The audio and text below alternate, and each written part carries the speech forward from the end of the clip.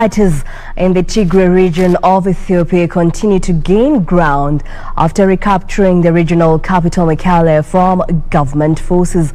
According to UN officials, the rebels have entered the town of Shire about 140 kilometers to the northwest and are now in control of most of the region.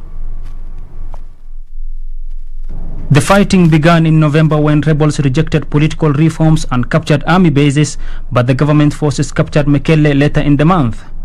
The government has declared a ceasefire in the 8-month conflict, but the rebels have vowed to drive their enemies from Tigray. The fighting between the Tigray People's Liberation Front and government forces has left thousands of people dead and more than 2 million displaced. Meanwhile, dozens of people have died in Canada amid a historic heat wave that has smashed temperature records. The country broke its temperature record for a third straight day on Tuesday, recording its highest ever temperature of 49.5 degrees Celsius.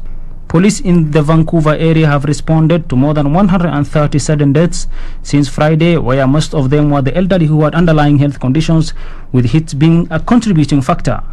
The U.S. Northwest has also seen high records and a number of fatalities.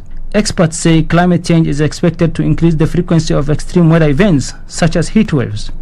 Elsewhere, South Africa's former president Jacob Zuma has been sentenced to 15 months in jail by the country's highest court, where he has been given 5 days to hand himself to police.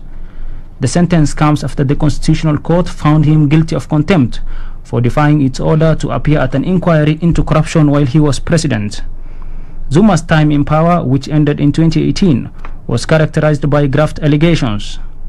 The former president testified only once at the inquiry in what has become known as state capture, but then refused to appear subsequently.